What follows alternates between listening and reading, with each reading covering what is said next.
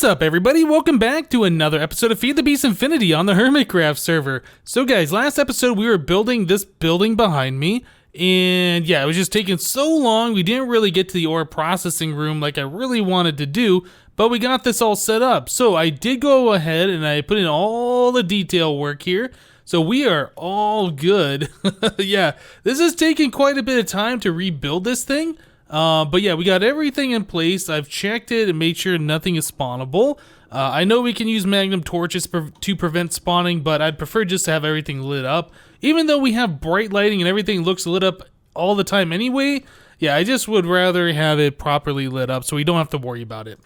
Okay, so this is all done. Nothing has been put in here, and I did get a comment that said I should use the builder or architect table or whatever and copy this thing. Well, I've done that. Yep, I made a copy of this building, and in fact, I have a blueprint over here at the blood magic area. I think we are going to go ahead and do what I was thinking and move our blood magic stuff and replace it with another one of those buildings specifically for fluid storage and stuff. So I have a builder here, got the control room blueprint all set. We got all the required materials together. Yeah, it says we need basalt cobblestone for some reason, even though we don't. I don't know why it says we do, but I grabbed some basalt cobblestone. I've just went ahead and matched all the things. I assume it's confused. I would imagine this basalt cobblestone is what it's putting into the carpenter's blocks. I don't know. We're probably going to have to go through and fix all that stuff, but that's what it required, so that's what we put in here. But yeah, I got everything else in order here. So I'm trying to figure out the best way to fill up our builder while we are building, and I thought getting an Emmy chest with an export bus would probably be the best way. I don't know. I'm still trying to decide if that is good or not. But what I wanted to do is get like a stack of everything and kind of throw it in here, and then use an export bus to export the rest of our stuff out of the Emmy chest into the builder. Now, we only got, 9 spots available in here, and we got 11 materials, so we can't do this for everything. But I do want to make sure we have all the materials in this thing so it doesn't lag out. I think somebody had mentioned that the builder's fixed and it doesn't lag anymore. I don't know if that's true or not. I would rather not test that out personally. So let's just go ahead and grab some of these other things that we don't have a lot of. We can just go ahead and fill up some inventory slots full. Go ahead and do this. Fill this all in. Perfect. Okay, so we got 2, 4, 6 more slots available. Probably fill those up full of glowstone nooks. I think that should work. And one more nook. Okay, so we should have at least one of everything in here, I do believe. And we got 1, 2, 3, 4, 5, 6, 7 items remaining. I guess we can put this other stack of basalt in there. Okay, so I think that should be pretty good. So what we need to do is just grab one of each of these and set the export bus to know that it can export these. I think that should be fine. So we'll go ahead and stick that there, that there. There. I guess I only needed one expansion card or one capacity card, but I grabbed 2 of them. I wasn't sure how many we were going to be exporting at the time. So yeah, this should be all set, I do believe. But before we do the builder, before we get going on that, I want to kind of copy this blood magic thing. So when we reset this up, I don't have to like count this all out and place all these blocks and stuff. So I have markers laid out to copy one of these, and I can paste it twice and then replace the blocks as necessary. So I wanted to grab an architect table for that. We'll stick that there.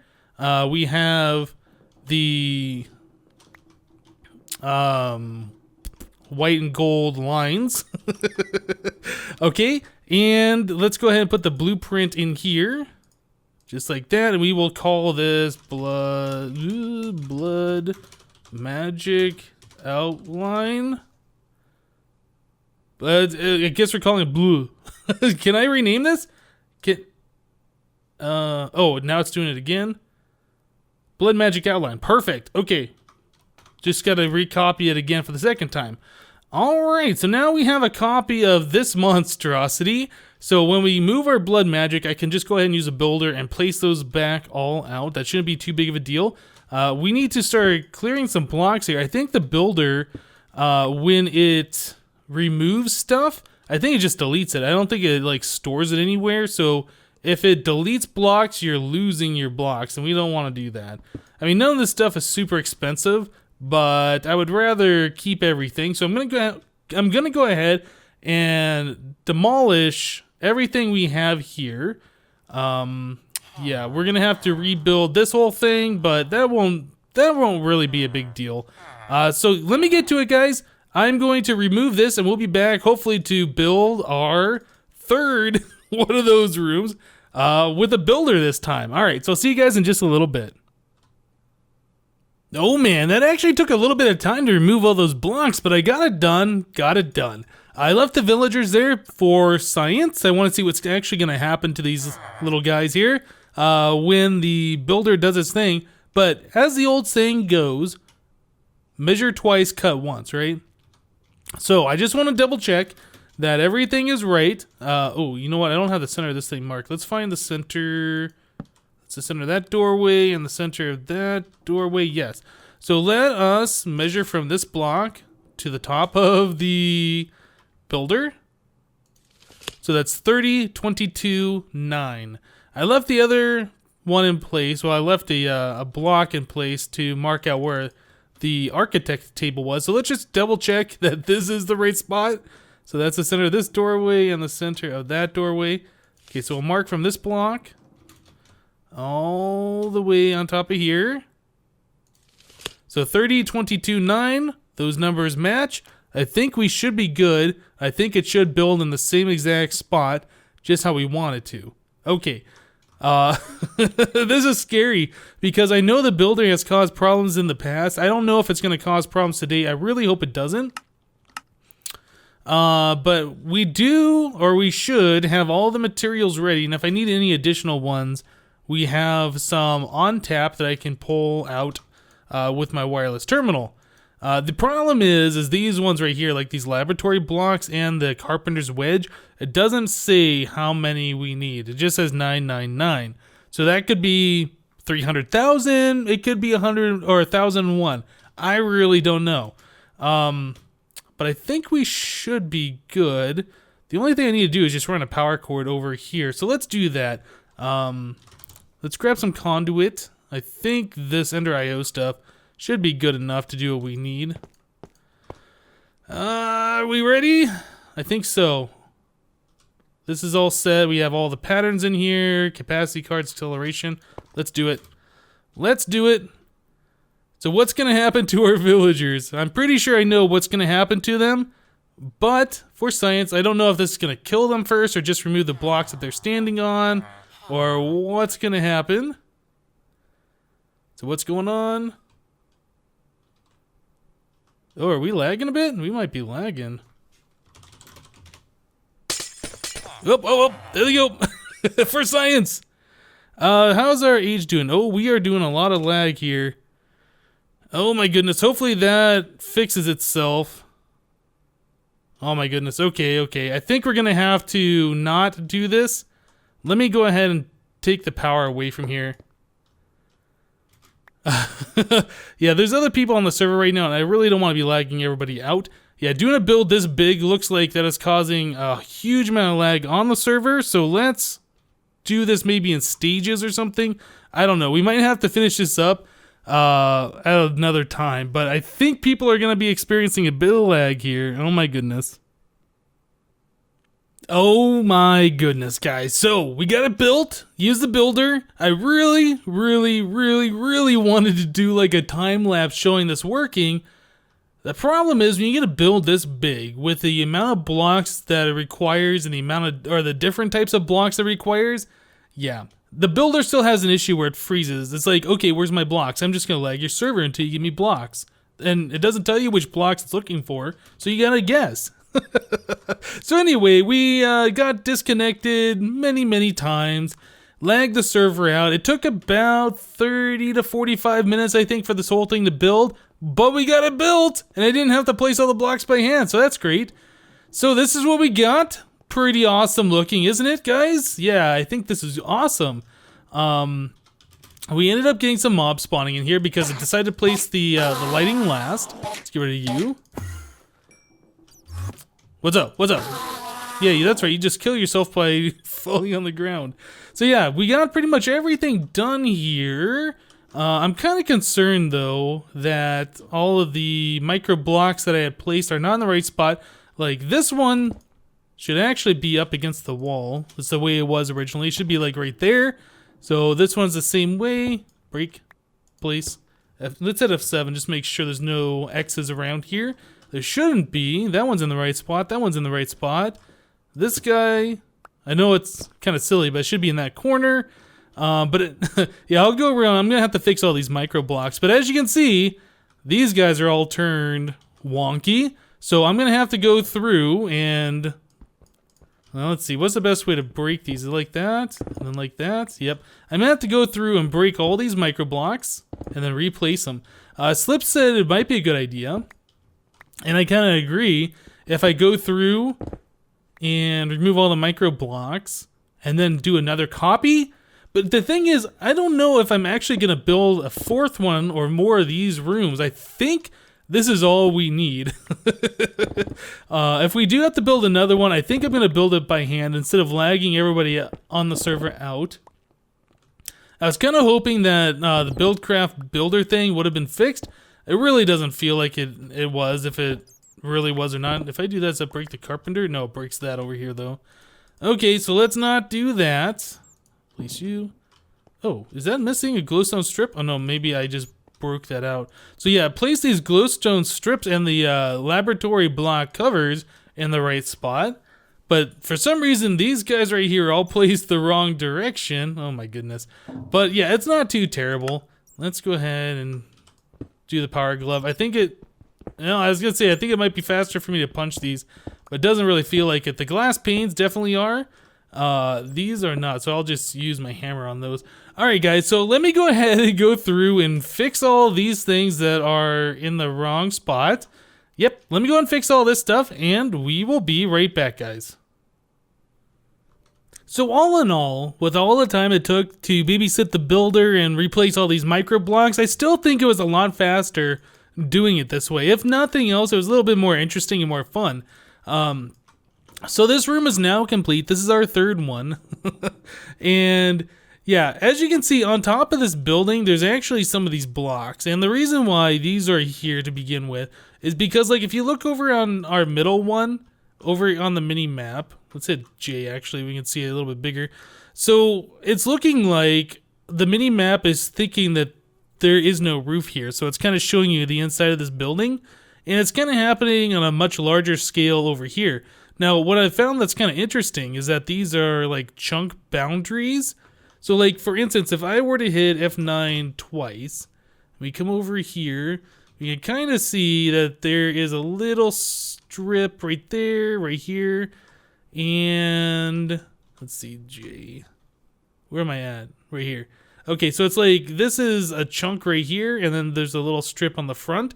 So what I found is placing some blocks there makes it think that the building goes up higher, and then like double checks, and it's like, oh yeah, there's blocks there. Let's not think that that's invisible. Another thing I was looking at though, like if you look on the screen right here, you can see how it says Y82 and then 5. That's the vertical slice. It's like a 16 by 16 by 16. This is the 5th cube of those 16 by 16s in that chunk. So if we look right here, like where my head's at, it says 4. If I go up one block, it's 5. So it's right on that boundary. And I think that has to do with why it's showing it's transparent there. So what I was doing is I was grabbing some of these laboratory blocks, and if I just kind of make a little thing like this, it updates the map, and then it shows, hey, there's actually blocks there. And I tried this out a little bit, and it does in fact work, like when you relog and stuff like that. So getting those blocks there, it updates, and it's like, yep, that is solid. We don't need to see through it anymore. But there is a few spots here, like there's a little line on the map over there. I think that's fine now. Same thing on this one. This is where I originally copied it from, and this one's like way worse. So we'll place block here and here. Well, that should update the map. Yeah, kind of did. I think we need to place them on the other side. There and there. There it goes. Now it's like all solid. So kind of a silly thing. I might just end up raising the roof up one more block just so we don't have to have those little spots on there. But yeah, found that kind of interesting that that's the way the mini-map is working. But yeah, now they're all solid. They look fine. And we can move on with our life. Okay guys, okay, enough about building, let's actually get some stuff done. So I was going through all the different ores, and these are the ores that I can see that I want to have pulverized all the time. There is 9, 10, 11, 12, 13, 14, 15, 16 of these ores. Great. So if we put these in the middle block, so we have like a border surrounding, we can do 1, 2, 3, 4, 5, 6. And we probably could go up here on another row if we wanted to, but I think just having it at eye level is going to be good. So that's 6 across there. We can do 1, 2, 3, 4, 5, 6, 7, 8, 9, 10. So that's perfect. Like if we had a whole line of pulverizers here, we can have a pulverizer for each one of these types of materials that I want pulverized. Great. So this is going to be our pulverizing side. I think the other side we're going to follow up and have a line of furnaces. It's probably going to be like one pulverizer and one furnace per ore, so we can mass produce a whole bunch of the resources at once. So like if we have a quarry going, all the ores immediately get processed and go into our system, pulverized and smelted. I think that's probably going to be the way, or at least the best way to do this. So back over here at our applied energistics area, I have set up some auto crafting stuff. Got a whole bunch of different gears. Let's see, what else do we got? Yeah, all the different types of machine frames. Like I've been setting up a bunch of auto crafting things. So what we can do, if we tell this system to make some pulverizers, it should be able to make the resident version of these pulverizers. I don't know if we got enough materials for all this stuff. No, it does not look like it. So we're missing a little bit of Electrum. We're missing some fused quartz. Both of those aren't too bad to make. So Electrum is gold and silver. Whoops, wrong thing. There's gold right there. Let's look for silver. It's right at the bottom. I can see it. So it's gold and silver. I don't remember which way. I think it's like that. Oh, it's just, okay, that's fine. So now we need to make a little bit of fused quartz. Look at this, guys. 39,000, almost 40, there we go, 40,000 nether quartz ore.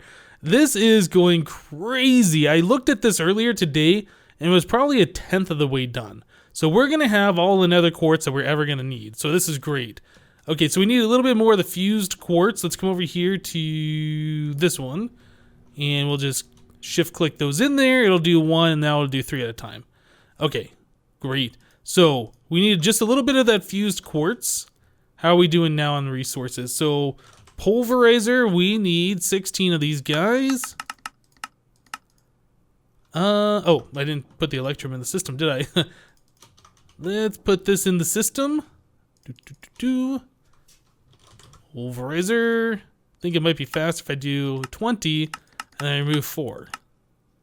Okay, so we still need 25 fused quartz. This is doing its thing. Let me go ahead and camp this for a little while, make our pulverizers, and I'll meet you guys back in just a little bit. Alright guys, so we got our 16 resident pulverizers made. I just went ahead and removed the blocks here. Now I'm kind of thinking, if we place the pulverizer right here, there really won't be a way for us to put items in and take items out, because those are going to be covered up by these blocks. So we can use micro blocks, and I know the applied energistics stuff is micro block compliant, but we will have to use partial blocks, and I don't believe those will have the connected texture. It just won't be good. I think what we need to do, let's go ahead and move these back 1 block, right like that, so they'll be inset 1. It'll look a little bit more interesting, I think. So these will be inset 1 block, and we'll be able to get to the bottom and the top and the back for power. I think this is everything we're going to need for these machines. Okay, very good. So let's go ahead and place all of these right like this. The front of those machines look a little dark. If we put light there, does that do anything for them? No. Do they always look that dark? Let me place one in front. Maybe it's just a little bit darker back there. I guess that's just like the Minecraft shadows or shadowing of the blocks or whatever. Yeah, like when you place a block, get a little bit of a shadow around it. I think that's what we're seeing there. Anyway, we'll go ahead and place these. Whoops, not there. Calm down. Place the blocks right. Okay, let's break these and put them in the right spot. There and there. Perfect. Okay, so this is what our pulverizing operation is going to look like. I might end up moving these down just a little bit so there's not so much of a thing above them, but we might end up putting in another second row, so there's that too. We're going to have to figure that out. But for now, I think this is looking pretty good. Okay, so now we need to make, what do we need to put? Do we want to do export buses or do we want to do on demand? I kind of feel like we want export buses on these so it's always doing the resources. So we're going to need 16 export buses and, oh goodness, what is that, 16 import? No, these machines can push out, so we can do interfaces. They can push into an interface, and the interface will do stuff with it. Okay, so let me go ahead and make a few more items here, and we'll be back, guys. Alright guys, so we got this pretty much going here. I decided we're only going to use one interface per bank of these pulverizers. So we'll just stick an interface here, and that will, or we'll be able to pipe items over into this interface. I mean, we could just put an interface in each one of these blocks, but I feel like that's just kind of a waste. Yeah, so we'll just use some pipes that will pipe items over into the interface. The interface will hook up to the main system. Okay, so export buses, we are just going to go ahead and stick on the top here, just like so. We're going to have to set the filters for that, and we need to put some Emmy cables, so these will all be hooked up, and we come down right like that. So now the interface and all these guys are hooked up. So that is 7 channels on this particular one. Yeah, I think what's going to happen is since we are over in a completely different area, I think it's going to make sense that this uses its own particular ME system. So I think what we're going to do is our main network is going to send items over into this network. This network's going to handle the processing, and once it gets the completed ingots or whatever it is, the resources that we need, the finished product, it'll send that back over to our main system. We'll probably use ender chests. I think that might be the best way. We could also use tesseracts for sending the items back. I don't know. We'll figure it out. But yeah, that's all that we need for that one particular bank of pulverizers. Wow, having a hard time saying that for some reason. So I just need to go through these and, whoops. Yeah, I just need to go through the rest of these. Do the same thing here. Shift right click, left click, right click. Set all the directions on this so we can put items in and get the items out. Hook up the rest of the applied energistic stuff, and we'll be right back, guys. Alright guys, so this is a couple hours later. Well, actually it's a few hours later. I had to spend some time with the family because of the holidays. But yeah, we got our pulverizers all in place over here. And on the other side, we have matching redstone furnaces. Now these don't have any of the upgrades in them just yet. I'm going to have to make all that stuff. But I did want to get all the applied energistics for this hooked up. So let's take a look at what we got here. So in the center, we have an Emmy Terminal. This is hooked up so we can see what's in the system, what's ready to be processed. We have an ME drive here with 64Ks. I'll probably change this out for 16s. We really don't need this much storage. On the other side, we have another one just for balance, for symmetry. No drives yet. Underneath here, we have one ME controller. We have dense cable that goes into a P2p tunnel, and that feeds off over on this side. We have a dense cable with a P2p tunnel, and that feeds off over to this side, to the furnaces. So both sides are set up almost exactly the same way. So the P2p tunnel comes out here into a dense cable, and we need a dense cable here actually because we have quite a few channels. So like for instance right here, this cable is using 11 out of 32. This is 10 out of 32. Right here it's only 2, so I guess we don't need the dense cable at this point, but I just left it there anyway. I'm looking at the tooltip here. By the way, it says how many channels whatever you're looking at is using. So we have export buses here. These are not set up on the furnaces just yet, but they will. Each furnace is going to have its own specific dust that's going to be smelting. I don't know why I couldn't think of that word. But yeah, we just have too many channels for one Emmy glass cable to handle. So the first 8 get handled by this cable. Then we have a quartz fiber, just so these two sides don't connect. And then we have this this glass cable coming down over here for the final 2. So there are a total of 10 export buses here. We have a tesseract here just set to receive power from our main base, and just some redstone energy flux ducts. Underneath we have impulse item ducts, which should move items faster, and those all get put down into this one interface which goes back into the system. Okay, the smaller ones are a little less complicated. Just the P2p with the one dense cable, just so we can see the channel usage. This is not necessary. And then, yeah, export buses, flux ducts, and the impulse item ducts and the interface. So the Pulverizer side looks exactly the same. There's pretty much no difference other than the fact that Pulverizers are not the redstone furnaces. And then the smaller side over here looks exactly the same as well. Okay, so everything should be in place. I like how the cables are ran here. I might do this over on the other one. Yeah, it's just much nicer having room to walk around. But anyway, what I want to see is this work. So let's just grab some stuff. This one. Let's grab, I don't know, a stack of gold, a stack of tin, lead, silver, iron, copper, redstone should work. Don't think we have ferrous. I think we might have lapis and diamond. Let's just throw all these in here. Let's just see stuff start to happen. Okay, so all those ores are in there. Things should start to process. Yep, now we're getting things processing. Awesome. So this is what I want to see.